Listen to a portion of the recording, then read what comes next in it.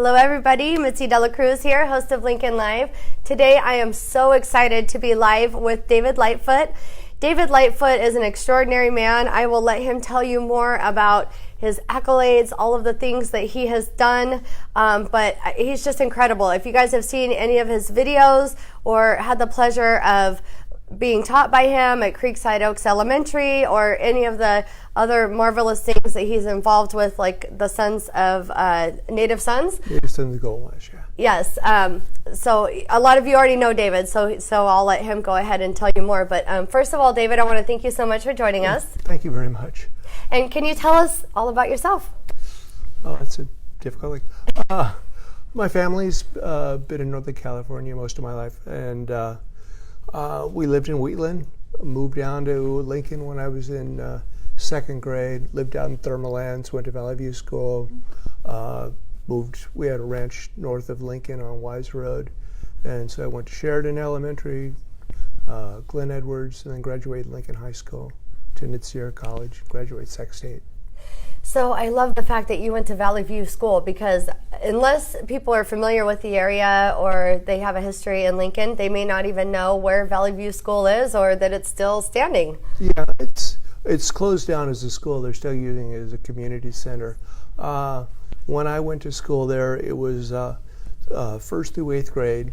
There was 3 teachers. One teacher taught first, second, and third. Another teacher fourth, fifth, and sixth. And seventh and eighth was the third teacher. And as a teacher, I always kind of wondered, how did they manage all those kids? Then I started looking at my class picture. There's 12 children. You know, anybody can handle 12 children. I mean, our poor teachers over here have 35 kids in their classrooms now, so It's quite different. You know, small school, lots of fun. Yeah, so how many students were there in total, if you can remember? Just kind of on average. Probably about 85 or 90. Goodness. At most. Wow. You know, we had a little bitty school bus. Yes. The school bus actually came and picked you up at your home. Oh, yeah. And took you to the school. That was in the days when you could ride the school bus for free. Yeah. Totally different now. That's true. Yeah. So tell us back then. So, because I've driven by Valley View, maybe tell everybody where it's located. It's on McCartney Road, just before you get to Camp Far West Lake. It's on the left. Yeah. Neat little school. You used to have run around there and play the hill game, and there's still quite a few people that are real fond of that school. Yeah. And I just didn't have enough kids out there to warrant having it open anymore. Right. But it's such a good piece of our local history. You know, I love it that it's there, and there's probably many people that have driven past it. Maybe some people do look to the left and have noticed it there. Yeah. Other people just drove right past it, didn't even notice it was there. So yeah, they still use it as a community center, so it's still pretty. I did a video not too long ago about the history of Valley View School and stuff that's on my YouTube page. You can see it. Wonderful. I'll have to look that one up. Yeah, so tell us about what inspired you to start doing these videos.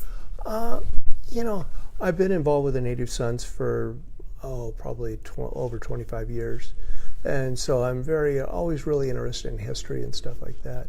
And I got my drone not too long ago, probably about 3 years ago, and I like doing video editing and stuff like that, and telling a story and writing. And so it's just another tool to be able to see things from a different perspective. And I'm not sure if you've heard of Wes Freeman.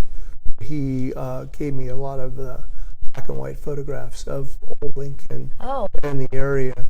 And so I've been able to use those photographs to pull into my productions and stuff like that to using drone photographs, drone videos, establishing shots, and then supplementing with black and white photographs of the historic parts of town to tell a story.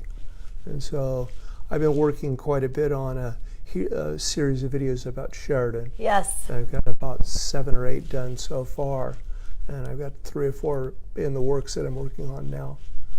No, I love that, because a lot of people don't realize that Sheridan used to be this big bustling hub, right? Yeah, it was sort of the crossroads. I mean, before Lincoln was here. Right. And Johnson Ranch was over on the other side of the Bear River, and Johnson Ranch is where the immigrants came to when they were entering the Sacramento Valley, and so Sheridan was actually the crossroads to get to Sacramento, to get to Nicholas, to get to the Sierras. This is before the Gold Rush era. Wow. I think it was started like 1847, 45, somewhere in that neighborhood. Yeah, and I mean, just the fact that most people don't realize that, Sheridan has this incredible history. You're able to capture it, help tell their story. I love the town of Sheridan personally. I feel like, it being kind of on the edge of Placer County, it doesn't always get as much love and recognition as it should. That's what I kind of felt too. It was like I started looking for history on it, and fortunately Jerry Logan had done.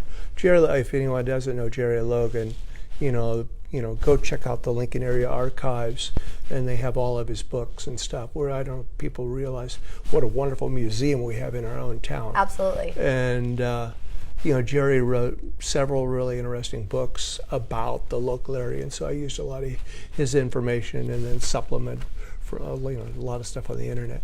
But that was one thing I found when I started doing research. There was nothing on Sheridan. No.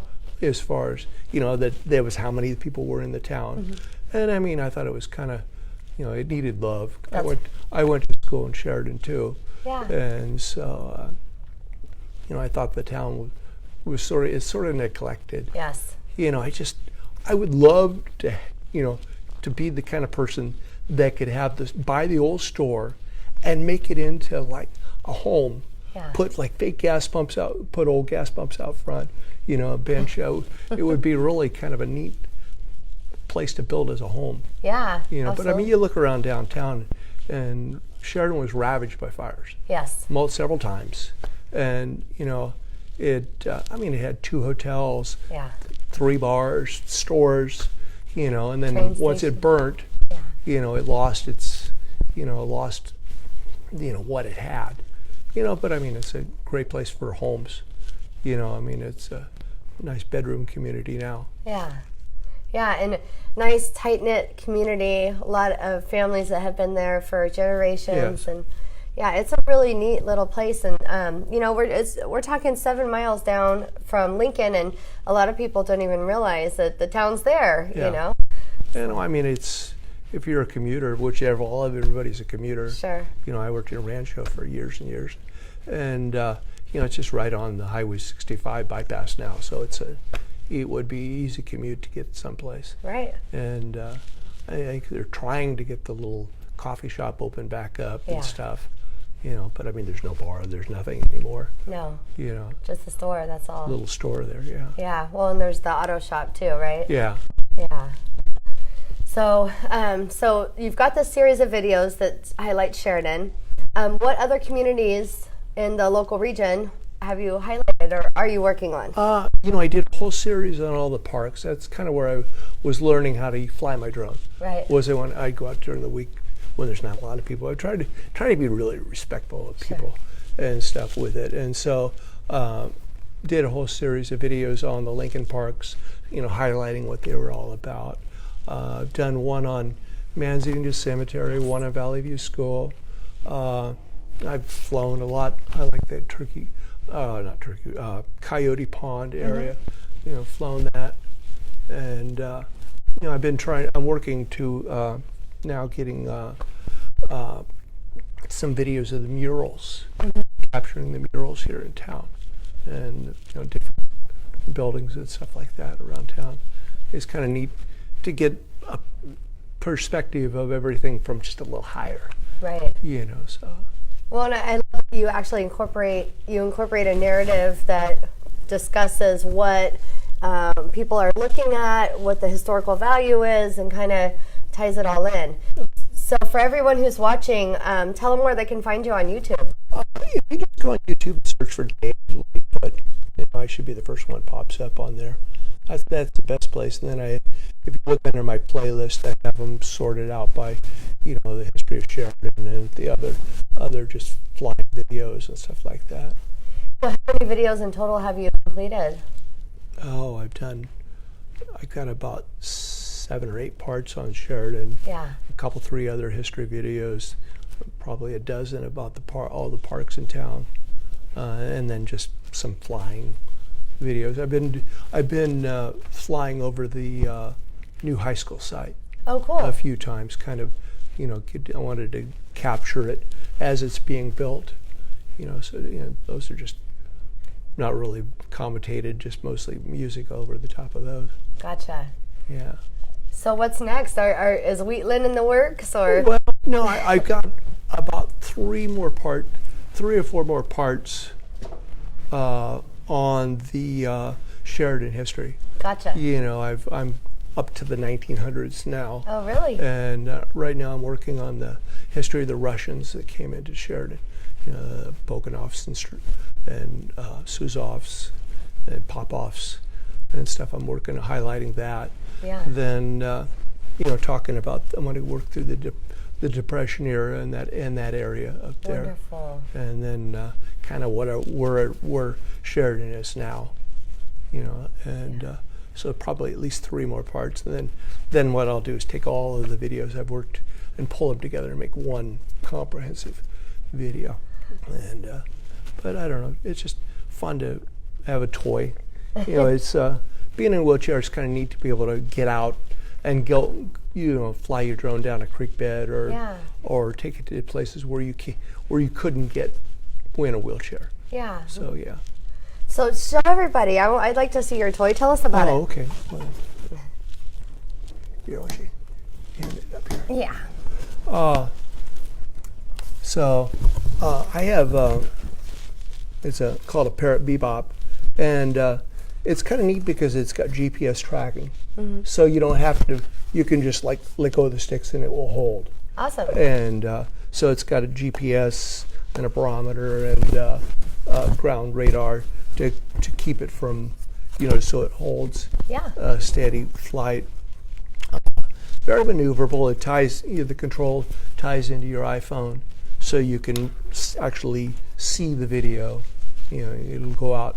You could take it out about 3/4 to a mile away from you, but usually you want to stay, within line of sight and stuff like that. Sure. Yeah. Then you can watch where it's going. Yeah. And make sure you're not. But I mean, with the phone, you actually you flying it. You're really looking a lot at the phone, so that you can see what frame your shot and stuff like that. That is so cool. Yeah. And then a really, God, there are things that are so reasonable. I mean, you can get this for less than $300. Really? So it's pretty reasonable hobby. Yeah, absolutely. Yeah, I thought they were a lot more expensive. I mean, you can get thousands of dollars, but I mean, it does a pretty good job to me. Yeah. Now, I'm wondering, could you sync that to your iPhone and then do like a Facebook Live? I don't know about that. You'd be better to edit and put. It's much more interesting to take it'll fly for 20 minutes. It's much easier. It's much better to take 20 minutes and chop it down to 3. Sure. And then it's a lot more intention, as far as keeping people's attention. Less is more. That's true. So I'm sure you've watched the show before. We're extremely interactive. Yeah. So we want to open the discussion up to our audience. So anyone who's watching, I'd like to hear your comments, questions for David. So tell us a bit more about your upcoming projects. You had mentioned you wanted to do a drone video of the murals downtown. Yeah, I've been capturing a lot of the beautiful murals we're having downtown, and so I want to get some of the other ones, but I really need to capture when Highway 65's closed down, so I can fly like the big one over there on the other side of town. Sure. You got to be real cautious of. There's a whole bunch of safety stuff. You don't fly over people. You don't fly over cars. Yeah. You don't want to. You have to really plan this stuff out to where you're not interfering with somebody. I usually like the parks. I don't ever go to the parks on the weekends when there's Right. people there. I try to be very conscientious of people's personal space and the safety factors and stuff like that Of course. of doing it. So, Yeah. but yeah, I'm just trying to. I want to get nice videos and highlight all the beautiful murals that they've done downtown. Yeah, and for those of you who aren't aware, or maybe might not realize to the extent that these murals have been painted and completed, you can go anywhere in the downtown area. We happen to be here in downtown on Fifth Street, but you can go up and down Lincoln Boulevard, Fifth Street, all around, and the alleyway behind Kim's Country Kitchen. There's several murals. One was just completed on Lincoln Chinese, on the side of Lincoln Chinese. Oh, I know. They're beautiful. Yeah. Yeah, it's very. It's really neat. The art club has done that and stuff. Yeah. Yeah. That's pretty cool. I know. It's too bad that people haven't. That they quit the Feats of Clay. I don't know if any of you ever got a chance to see that. No. I was involved with Lincoln Arts back then, and I worked as a volunteer. And it's just incredible the amount of artwork that was done by our own little people here in town. Right. The terracotta on all the buildings and Rodeo and quite a few other different skyscrapers and stuff that have the works that were done here in town. Yeah, and they're everywhere, all across the world. Yes. Yeah, we featured Gladys McBean, but it's been a little while. I think 6 or 8 months ago, something like that. Yeah. Yeah. So. Yeah, it's pretty neat. It was used when Lincoln Arts was involved over there. They used to have, the kilns, the art set, the ceramics set up in the kilns, and then opened it up for tours and stuff like that. It's kind of a shame that they've had to stop that. Yeah, I totally agree. They had a jerk that the disabled guy they were worried about lawsuits and stuff, which upsets me. Yeah. Well, it's the same thing. We're here next door to the old Carnegie Library, and same thing, to actually retrofit the library to make it usable public space again. It's just the cost is so exorbitant. It just sits vacant for the majority of the time. Yeah, it's a shame. Yeah, it's a beautiful library. Yeah, I know when I got heard in '84, Ralph Hitchcock used to be the city engineer. He goes, "Dave, what would you do first?" And I said, "Well, maybe curb cuts in downtown." Because we didn't even, when I got hurt in '84, they didn't even have a curb cut downtown. Oh, so it's just the old granite? Yeah, all granite with the granite curbs and stuff, and so you had to go the alleyway. And he goes, "Oh gosh, I never even noticed." Yeah. So. Yeah. But I mean, it's so much better than it was. Yeah. But I love the fact that there's still a lot, like the old granite posts that the horses used to hitch up to, and you can see them all around town, but you wouldn't necessarily even notice maybe if you weren't paying attention or watching for it. But if you notice around the tree out here in back of the library is the granite water trough that used to be in front of the train depot. Right. If you look at old photographs of the train depot, and for the folks that don't know where the train depot is, that's in the dollar store parking lot, was where the train depot was when I was a kid. Wow. And I remember them tearing it down for, so that they could put Rainbow Market in there for the group and stuff. But it's pretty amazing if you get a chance to look at any of the old black and white photographs of Lincoln. Yeah, I love the Lincoln Area Archives Museum. So my family and I have been there several times, and we just love it. So every single time I go, I swear there's something new that you can discover. And you know what? So you could probably tell me, Dave, about the what used to be the Lincoln Auto Mall. It looks like it's been vacant now for about 6 months or so. Mm-hmm. What did that used to be? Do you know? It was a gas station. Was it? Yeah, it was a gas station at one time. Wow. I mean, even into the 70s, one of my friends, the Burnses, owned that little gas station. Oh my goodness.